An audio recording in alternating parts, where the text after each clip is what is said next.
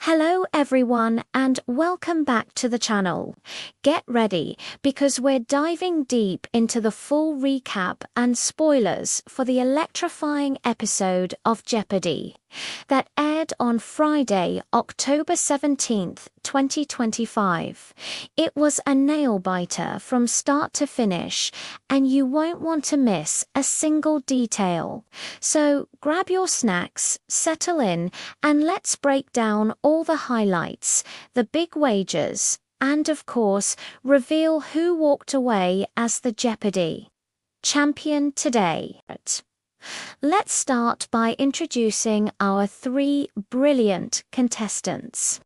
In the first position, we had Sarah Miller, a librarian from Chicago, Illinois. In the middle, defending his title for the second day, was Ben Carter, an urban planner from Denver, Colorado. And on the far end, we met Maria Garcia, a high school history teacher from San Antonio, Texas.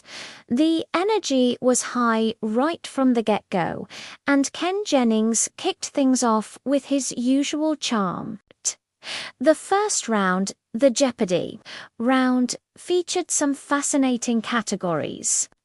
We had literary first lines, world capitals in the science lab, pop culture before and after, rhymes with log, and of course, the classic Jeopardy! Ben, our returning champ, got off to a bit of a slow start. It was Sarah who really came out swinging. She found the first daily double of the game under world capitals for $800.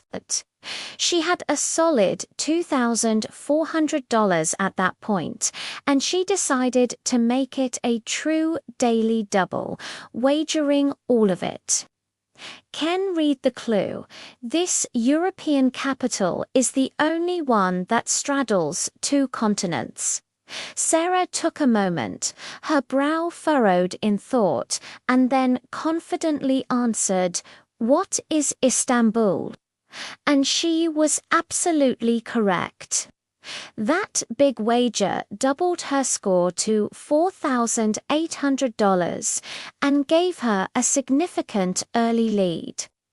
Maria was holding her own, particularly strong in the history and literature categories, while Ben struggled to find his rhythm.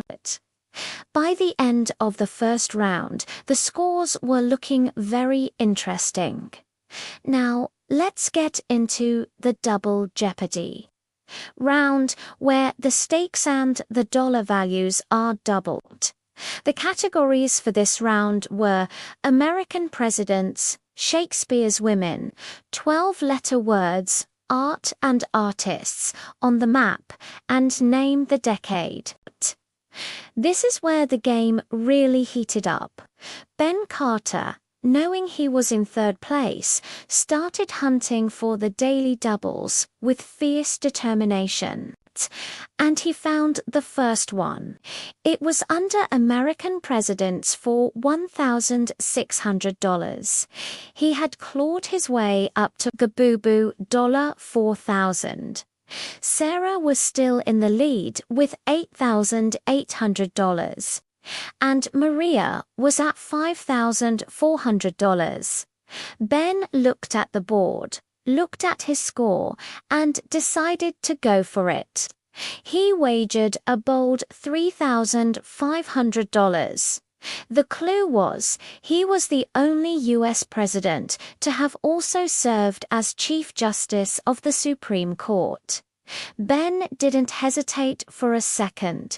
"Who is William Howard Taft?" he said. A correct answer that brought his score up to $7,500 and put him right back in contention. The game became a thrilling back and forth between Sarah and Ben. Maria continued to pick up clues steadily, but the battle for the lead was intense. Then the final daily double of the game appeared. It was Sarah who uncovered it under Art and Artists for $2,000. She had $13,600 at this point, with Ben hot on her heels at $11,900. A correct answer here could give her a runaway lead. She decided on a more conservative wager this time, betting $3,000. Ken read the clue. This Dutch post-impressionist is famous for his sunflowers series, painting them in various shades of yellow. It was an accessible clue for an art category, and Sarah confidently replied, "Who is Vincent van Gogh?" Correct. Her score jumped to $16,600. It was a smart wager that extended her lead without risking too much. The final few clues were snatched up, and as the bell sounded to end the round, the scores were set for a dramatic final Jeopardy!